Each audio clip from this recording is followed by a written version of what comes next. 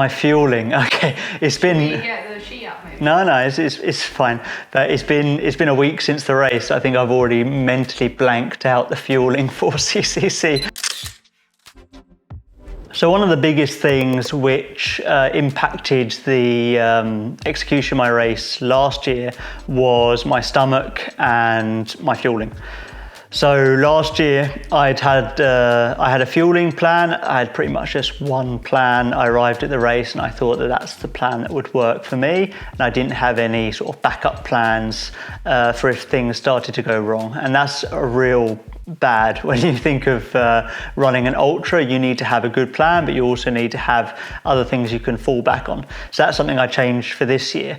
But what really messed me up last year was the fact that the weather was a lot cooler than expected, and that meant that the fueling had to change accordingly. But I didn't really do that. I just tried to fuel as if it was the expected hot day that I'd planned for. So last year I was trying to drink far too many of my carbs. So that means I had to drink more than my body really needed for those cooler temperatures, and my body couldn't process that fluid. So my stomach just filled up with fluid. And when your stomach fills up with fluid, you get really bloated, you start getting stomach ache, and energy doesn't really go in. So even if you take gels or you take food, it just kind of like hits this big sack of water and doesn't go anywhere else. And all you can do then is be sick and then wait until your stomach calms down a little bit, and then you can start fueling again. And that's pretty much what happened to me in the second half of the race last year, until I was sick on the way down to Vallorcine. I was in a really bad way and hadn't actually managed to eat anything since Champay. So that's a good sort of maybe 2.5 hours.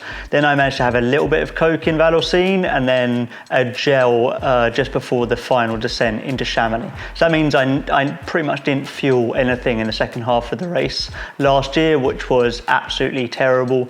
And that was one of the main things I wanted to change into this year. So I really needed to have a better plan that could be adapted depending on the weather, and also some backup options for if my stomach wasn't very happy. But let's break it up into two halves, because the first half you don't get access to crew whatsoever. So unless you eat from the official aid stations, you pretty much have to carry all the fuel with you from the very start to get to halfway. And for me, that was going to be 5 hours 15, I think, for that first 50k through to Champay. So I had planned to have some gel and some other things which were a little bit less gel-like. So the gel, in the end, I went for a homemade recipe where I cooked up some glucose, fructose, and added some pectin to make a really, really thick gel, not thick, but really carb heavy. So that meant in a 250 ml flask of gel, I think it was something like 230 grams of carbs.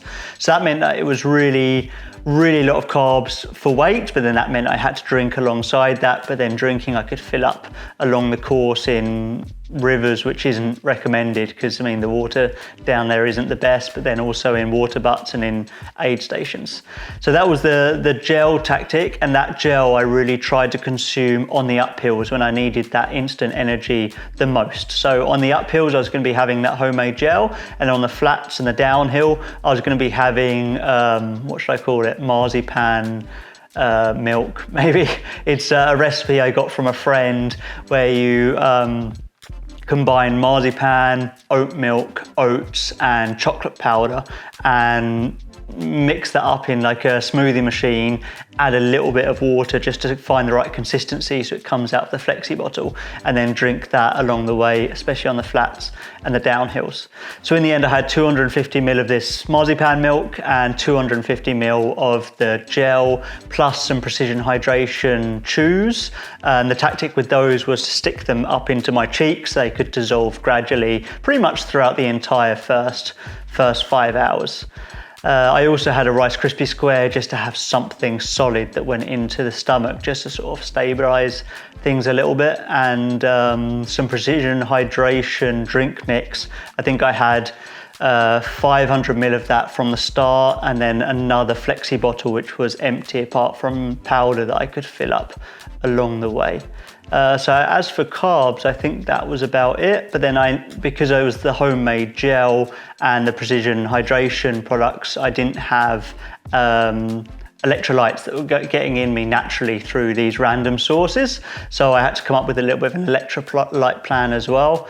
And for that I had BOA spray, where I was spraying electrolyte liquid into my mouth. I think it was 150 milligrams of sodium per spray. So I tried to do that every 20 minutes, but I don't think I was so good at keeping with the time. I did have an alarm on the Chorus watch, but I think I did miss a few. But then I also had some precision hydration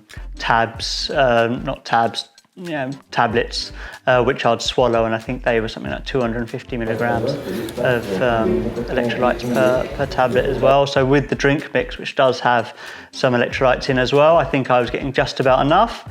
But I do think that that's something that I could have improved. I think I did need to consume more electrolytes, especially because it was much warmer than we could have expected. Did you have any caffeine in the first half? No caffeine in the first half. So this was pretty much all caffeine free, nothing. It wasn't until the second half when I could get access to crew that I started having any caffeine, and even that was less planned. But I do think I got some through the Coke for sure, which helped a lot. So coming into Champagne, I could now get access to crew, and I know I wanted two things.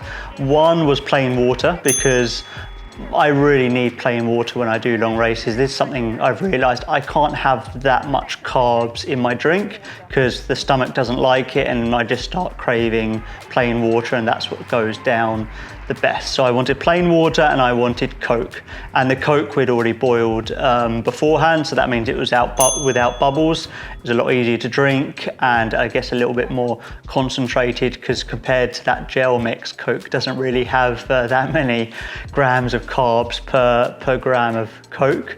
So Coke, plain water, and I also wanted a few different gel options. So we had a few different gel makes, and I could just then grab what I wanted.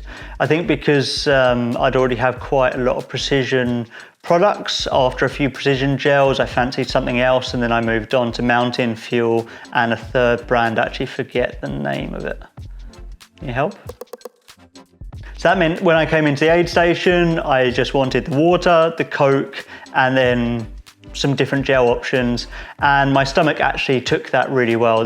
Having a few different gel brands really helped, because you do get sick of any one and then you can move on to another, but that's pretty much how I went all the way through to the end of the race. Filling up from rivers as I went meant I could just take some Coke with me and some water, but then pretty much just carry 500 ml of fluid the entire time, and my stomach was more than happy through to the end of the race with that tactic. I think, to be honest, the reason that my stomach handled the gels and the more carb heavy products like the sweets and the gels rather than actual food better than last year was just the fact that when I went into the race I was a lot happier and healthier. My stomach was in a much better condition, and I just felt like I was a bit more resilient, and I think that really came across in how my body could then adapt and absorb that energy.